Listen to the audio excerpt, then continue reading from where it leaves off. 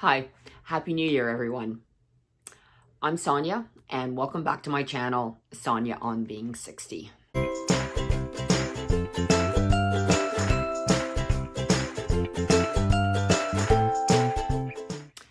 Well, it's been quite the year, hasn't it? Certainly one that nobody ever would have expected to happen. That said, 2020's out the window. It's gone, done. Let's move forward. Let's welcome 2021 with open arms and with a feeling of optimism and hopefulness that things will start to get back to normal, that we will, get back to the lives that we once almost took for granted, really. January 1st typically is the day that we set ourselves some New Year's resolutions. We think about the goals, the things that we want to be achieving in the year ahead, and we write them out and, say, this is the year I'm going to do A, B, C, X, Y, Z. How about yourself? Do you have any goals such as that? Well, I do. I have a bunch of goals that I set out for myself for the year ahead. And I have a number of them, which are, I want to run a marathon in my Boston qualifying time. Now, it's been a few years since I've run the Boston Marathon, and it's been a few years since I've actually run a marathon in my Boston qualifying time. And the time that I need to get is 4 hours and 20 minutes. So that's what I want to do. May 2nd, I'm going to do kind of my own marathon. Invite a few people to come and join me if they'd like, or provide a bit of support, because it looks like actual races may not be going ahead again this year. The other thing I'm going to continue to do is train for another Ironman. I'm going to train for the Florida Ironman, which is in November. I was scheduled to do it this past November, and the race actually was held in Florida. But there was no way I was going down to Florida, so I deferred for a year. So I will continue training, try to get stronger and faster, and get ready to do that race in the fall. I also want to get to kind of my racing weight. It's only about 6 or 7 pounds away from where I am today. And I kind of tried last year, but it never worked out. And I know it didn't work because I really wasn't serious about it. And while it's not a lot of weight, I'm just very curious to see if I can drop those few extra pounds. Will that actually help improve my performance at all? Will it make a difference? Along with that, I'd kind of like to do some resistance training, but I'm not going to really set myself a hard and fast goal on that. I'll see what happens. If gyms open up this year, then I'll probably then go back and do some more resistance training. I'd also this year like to get better at golf. I love golf. I love the game, but I'm a terrible golfer. I'm just the kind of person that, if there's any real technical aspect to any kind of sport, it takes me a long time to really get the hang of it. I can usually do stuff, but it takes me a long time. It's like in a triathlon.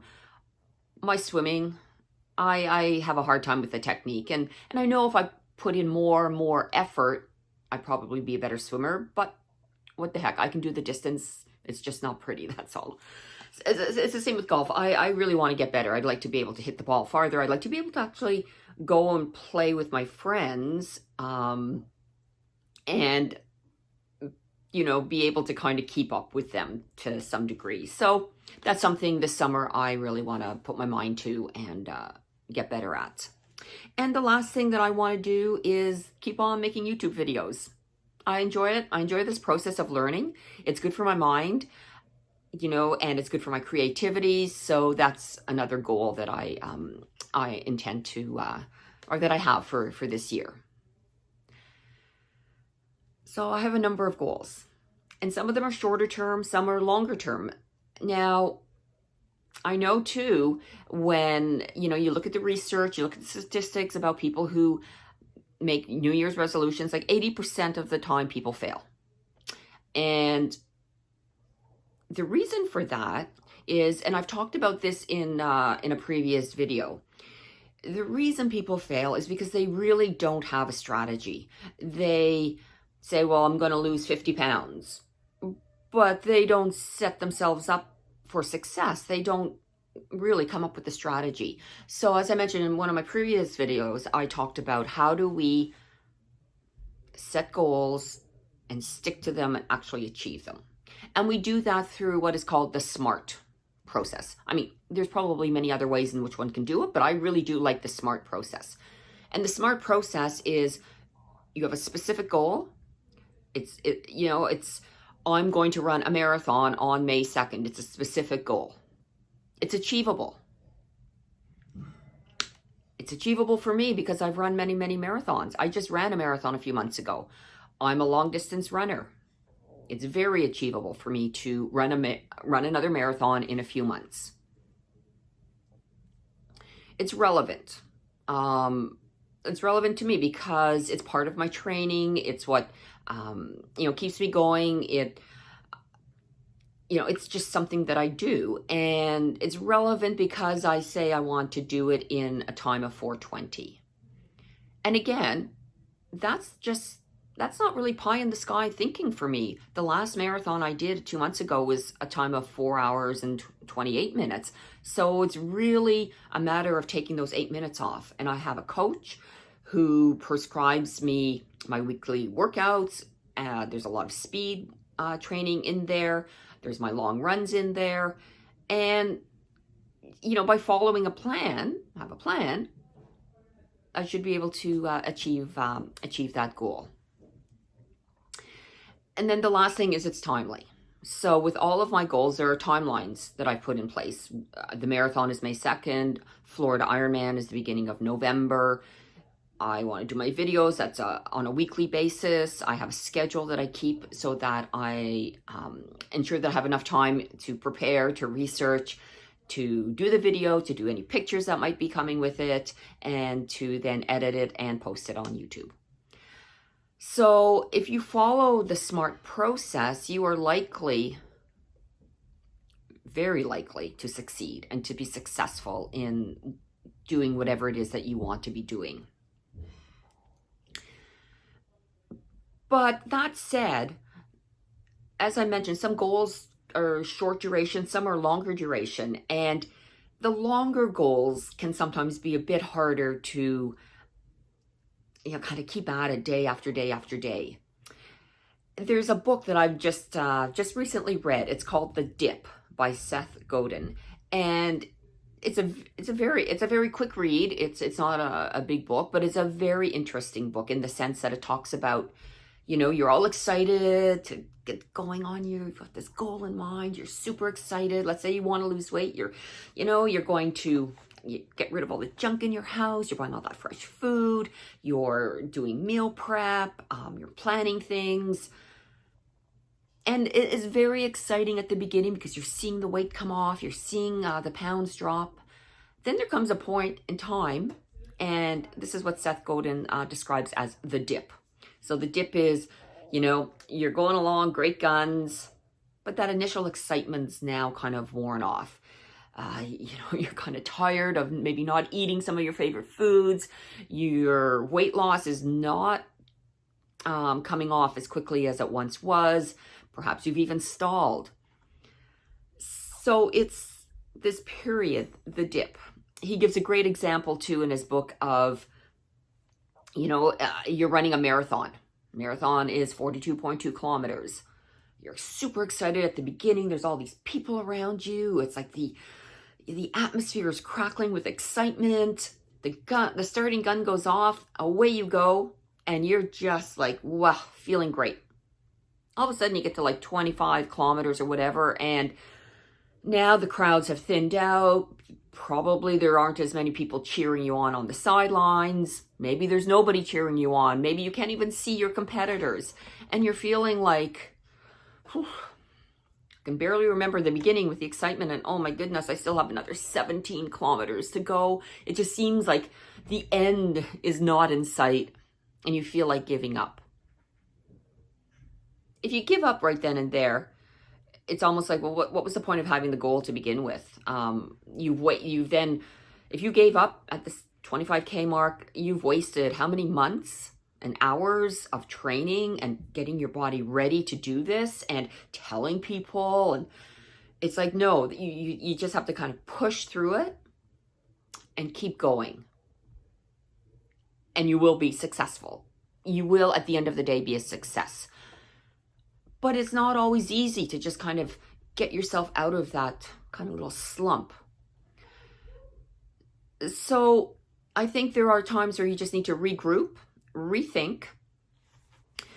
You need to come up with those ways, on how to stay motivated. And I think I have a list of several things that I think are really important. First of all, remember your why. Why did you want to do this in the first place?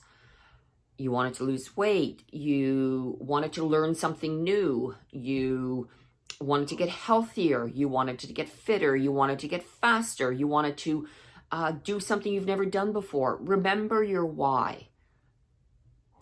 Celebrate your successes, because up until the point where that little dip may have occurred, you've had successes. You've had successful moments. Remember those and celebrate them and continue to celebrate those successes.